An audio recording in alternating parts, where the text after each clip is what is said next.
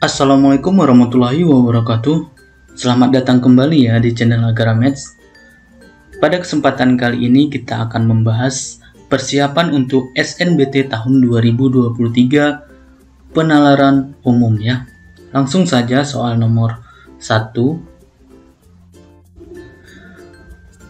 Negara T adalah negara kepulauan dengan biaya logistik yang tinggi. Pakar logistik menyebutkan hal ini disebabkan tidak meratanya infrastruktur di negara T, sehingga tidak semua wilayah dapat dijangkau dengan mudah. Manakah pernyataan-pernyataan berikut yang memperlemah dan tidak memperlemah pendapat pakar logistik tersebut? Oke, kita lihat pernyataan yang pertama. Pemerintah membangun banyak infrastruktur baru ya, untuk memastikan pemerataan pembangunan. Nah, ini kalau dia benar berarti dia memperlemah dari pernyataan dari pakar logistik ini ya. Nah, di sini katanya tidak meratanya infrastruktur ya. Nah, sedangkan pernyataan pertama itu pemerintah membangun banyak infrastruktur baru untuk memastikan pemerataan pembangunan. Berarti ini benar ya. Yang itu artinya pernyataan pertama ini memperlemah dari pendapat pakar logistik ini ya. Oke, jawabannya benar ya. Nah, pernyataan yang kedua, pemerintah memberikan kebijakan insentif pajak bagi industri logistik untuk mengurangi beban biaya. Ya, ini jelas salah ya. Nah, tidak memperlemah dari pernyataan pakar logistik ini ya, ini salah. Nah, yang ketiga, masyarakat memilih menggunakan jasa logistik saat berada pada pulau yang sama ya. Ini juga tidak memperlemah dari pendapat pakar logistik ini. Nah, oke, ini salah. Yang keempat, perusahaan logistik saat ini memastikan bahwa semua wilayah dapat dijangkau dengan mudah. Nah, ini benar ya. Ini pasti memperlemah pendapat dari pakar logistik karena di sini disebutkan tidak semua wilayah dapat dijangkau dengan mudah, sedangkan pernyataan keempat ini bertentangan dengan pendapat pakar logistik ini, berarti memperlemah pendapat pakar logistik tersebut. Ya, ini benar ya, benar. Dan yang kelima, konsumen memilih perusahaan logistik yang memberikan layanan jangkauan pengiriman yang luas. Nah, ini juga salah ya. Oke, itu nomor 1. Kita lanjut nomor 2. Soal nomor 2 ya, buah mangga mengandung vitamin C dan antioksidan sehingga dapat meningkatkan kekebalan tubuh serta membantu melawan infeksi virus. Penelitian terbaru menunjukkan bahwa mengonsumsi buah mangga dapat mencegah kanker dan menurunkan kadar kolesterol. Oke, manakah dua simpulan yang paling didukung oleh bacaan tersebut ya? Paling didukung ya. Nah, oke, ini kalau yang pertama ini harga buah mangga menjadi mahal karena memiliki manfaat untuk kesehatan. Ya, ini tidak ya. Kalau yang kedua, jumlah buah mangga yang dikonsumsi mempengaruhi khasiat buah mangga untuk mencegah kanker. Nah, ini tidak juga ya. Kalau yang ketiga, banyak penderita kanker yang mencari buah mangga untuk pengobatan. Nah, ini kalau kita lihat di sini mungkin didukung ya. Oke, ini ada lagi nggak yang keempat, mengonsumsi mangga disarankan agar dapat terhindar dari risiko penyakit tertentu ya. Ini ya salah satu yang ini tadi nih kolesterol ini ya. Oke, ini pun memenuhi ya, paling didukung. Kalau yang keempat, banyak produk kesehatan yang menggunakan bahan dasar ekstrak buah mangga. Ini sepertinya bukan simpulan untuk paling didukung dari bacaan tersebut ya. Hanya dua ini. Oke, bagaimana pendapat kalian? Komen di kolom komentar. Kita lanjut nomor 3. Soal nomor 3 ya, kebiasaan tidur dengan posisi tengkurap dianggap buruk bagi kesehatan karena dapat memberikan tekanan pada bagian punggung dan leher yang mengakibatkan nyeri. Selain itu, tidur tengkurap juga dapat menyebabkan kesemutan. Meskipun demikian, tidur tengkurap dapat membuka saluran pernapasan sehingga dapat mengurangi dengkuran. Oke, berdasarkan informasi tersebut, manakah pernyataan berikut yang pasti benar? Oke, yang pasti benar ya. Kita lihat yang pertama, orang yang mengalami kesemutan tidur dengan posisi tengkurap. Nah, ini belum tentu benar ya. Nah, yang kedua, kesemutan akibat tidur tengkurap dapat menyebabkan tidur menjadi tidak nyenyak. Nah, ini belum tentu benar juga ya. Nah, dari bacaan di atas. Yang ketiga, orang yang memiliki gangguan pernapasan dapat disembuhkan dengan tidur tengkurap. Nah, ini belum tentu benar juga ya.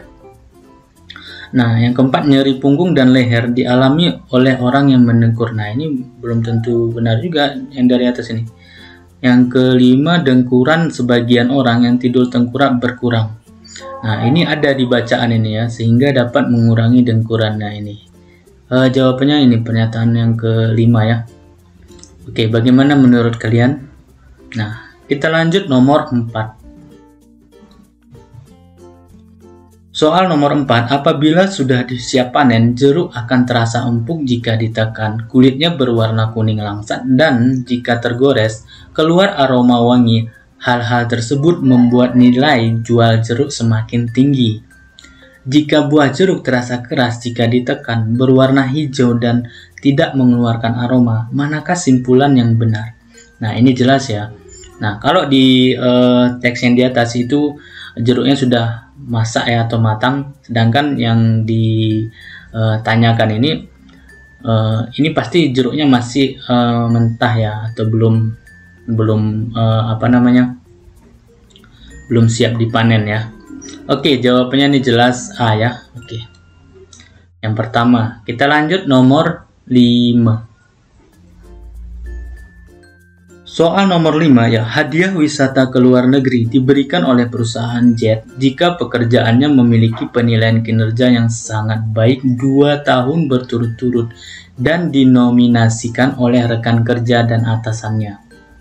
Pekerja C disukai oleh rekan kerjanya serta mendapatkan penilaian kinerja yang sangat baik tahun kemarin.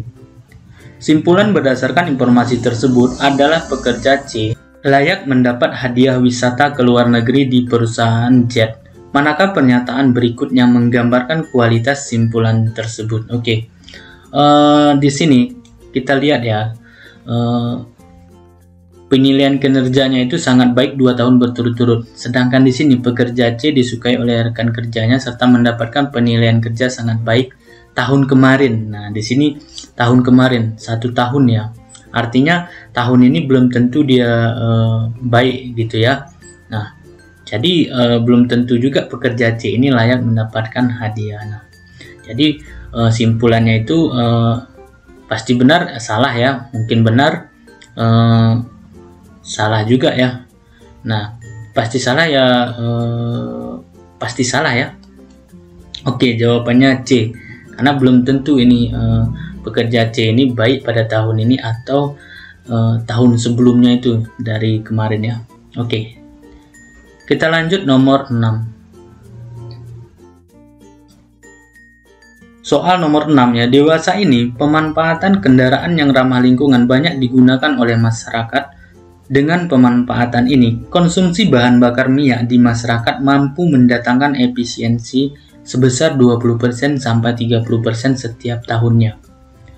Berdasarkan paragraf tersebut, manakah yang paling mungkin menjadi asumsi yang mendasari argumen di atas? Oke, ini jelas jawabannya itu C ya, karena kesadaran masyarakat untuk memanfaatkan teknologi yang ramah lingkungan semakin meningkat. Nah, karena di sini mampu mendatangkan efisiensi, salah satunya efisiensi sebesar 20%, 30% setiap tahunnya gitu dari konsumsi bahan bakar minyak di masyarakat ya.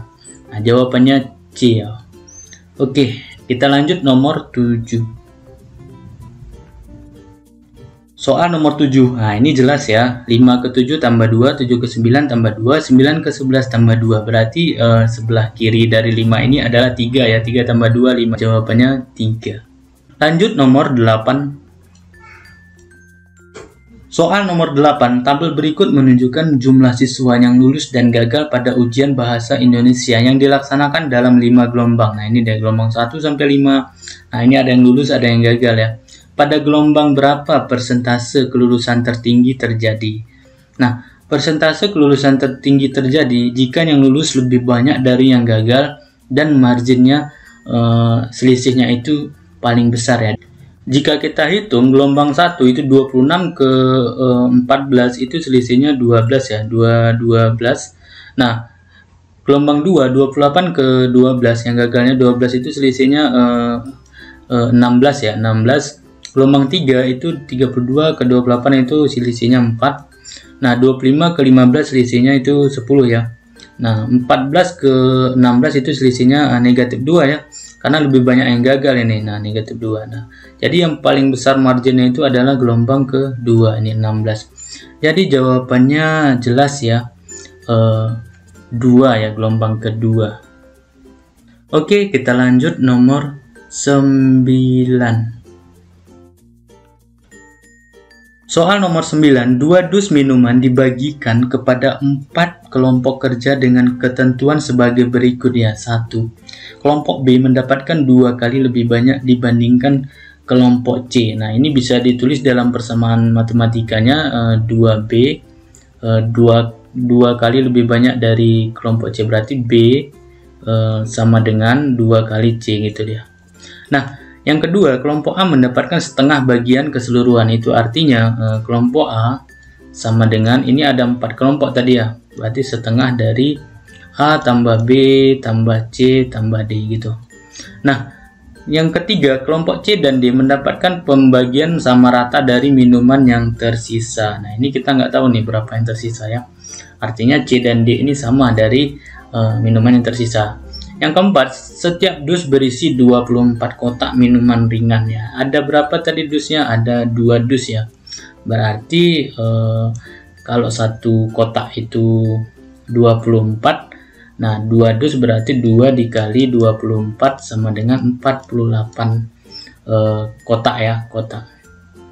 Nah, informasi yang dapat digunakan untuk mengetahui jumlah kotak minuman yang diterima oleh kelompok A adalah, nah di sini jelas jawabannya itu 2 dan 4. Nah, karena seluruhnya itu 48. Nah, jadi 2 dus minuman itu 48 itu dibagikan kepada seluruhnya di sini 48. Artinya A-nya bisa dicari dari setengah dikali 48 sama dengan 24 gitu ya.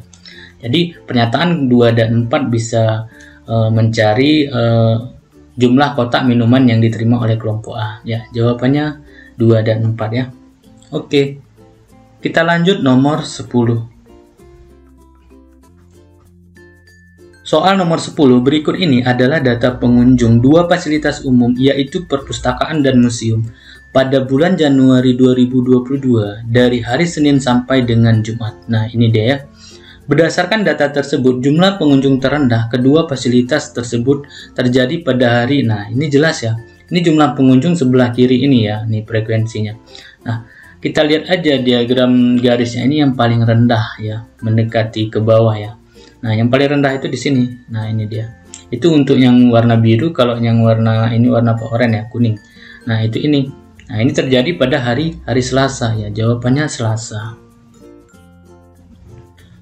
Oke, itu dia tadi 10 soal dari kami. Mudah-mudahan bermanfaat. Jika ada informasi yang kurang atau jawaban yang berbeda, silahkan komen di kolom komentar. Sampai ketemu lagi di video selanjutnya. Assalamualaikum warahmatullahi wabarakatuh.